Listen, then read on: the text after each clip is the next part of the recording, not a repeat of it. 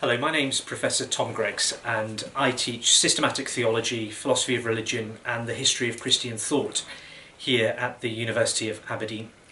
And I wanted to take this opportunity to talk to you just very briefly in this podcast about that very complex idea that's sometimes raised in the ontological argument of what it means to be a necessary being.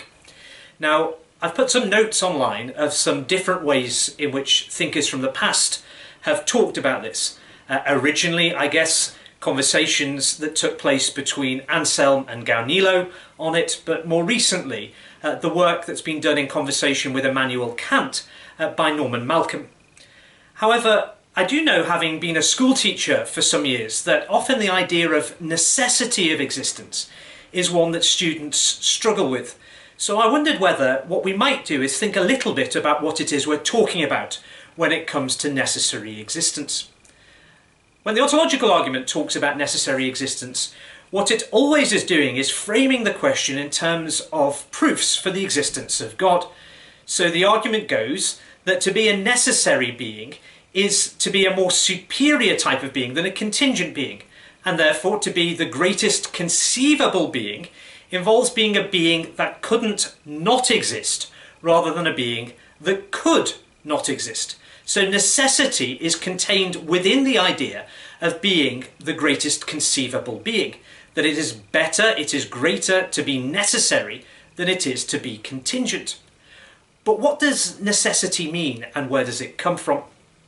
Well, I guess one way that we might think about necessity, apart from that philosophical argument, is to trace the idea of necessity back within the history of Christian thought to the idea of the relationship between the creator and the creature, and to the principle of creatio ex nihilo.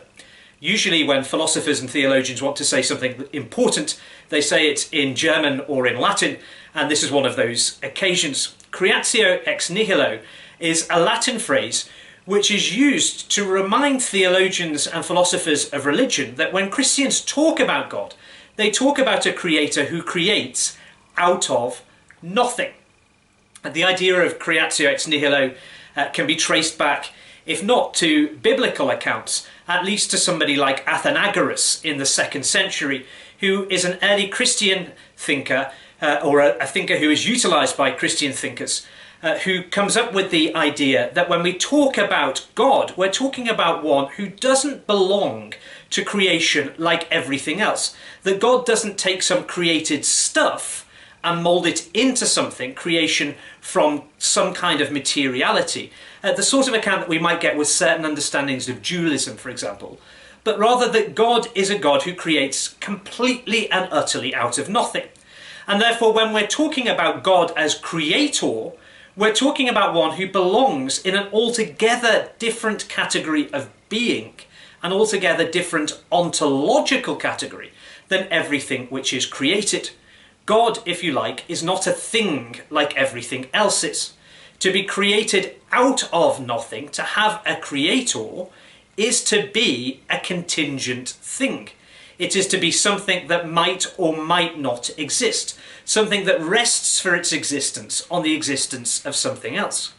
But to be the creator is to belong to an ontological category that is vastly different, infinitely and qualitatively different, to use Kierkegaard's phrase, to everything that exists within the world.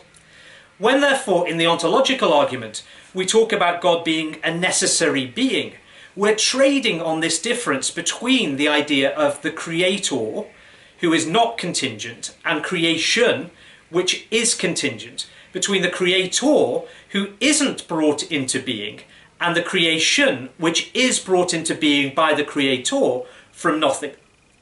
One thing, therefore, when we come to think about necessary beings to be mindful of always is that demarcation. That when Christians are talking about God, they're talking about one who creates from nothing and therefore belongs in an altogether different ontological category to anything that exists within the world. God is not a thing, but very straightforwardly. While things are contingent, God is not. God is not brought into being, does not have a beginning, and does not have an end. So Christian theology is already trading on the idea that God is, to use that philosophical terminology, a necessary being. Now, why is this all important? Well, perhaps it's helpful for us to be a little bit clearer about what we mean by a necessary being, something which can be conceived of in such a way that determines that in the conception of it, it is superior for it not to be possible not to exist than for it to be possible not to exist. These things are always terrible tongue ties when we get into explaining it.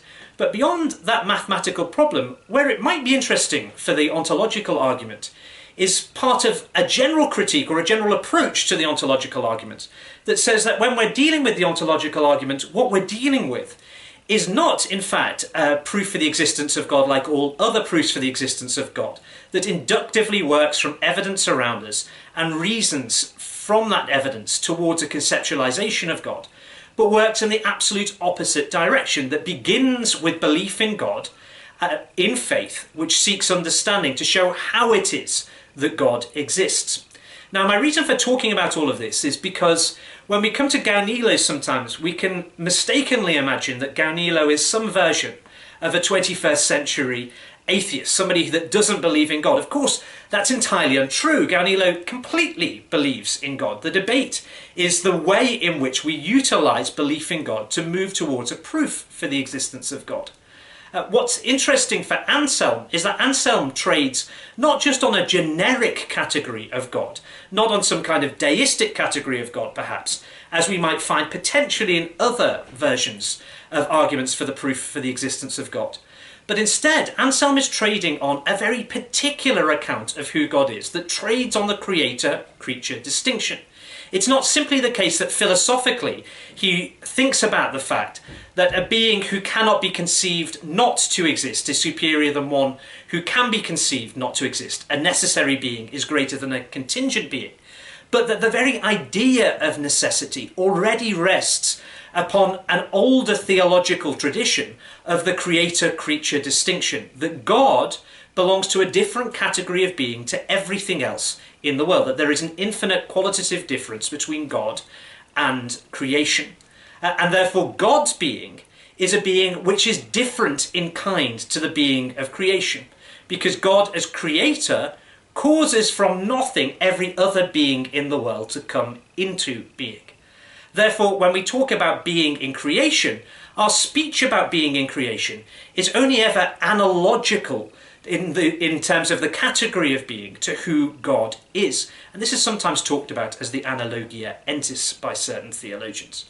That when we're talking about God's being, we're talking about being which is importantly and significantly different from the being that God causes, the being of creation, the being that every other thing has. That creation is contingent. It is willed by God. It might not exist. There are potentials for all kinds of things in the world to happen or not to happen, and for creation itself to exist. Creation isn't essential, but is contingent.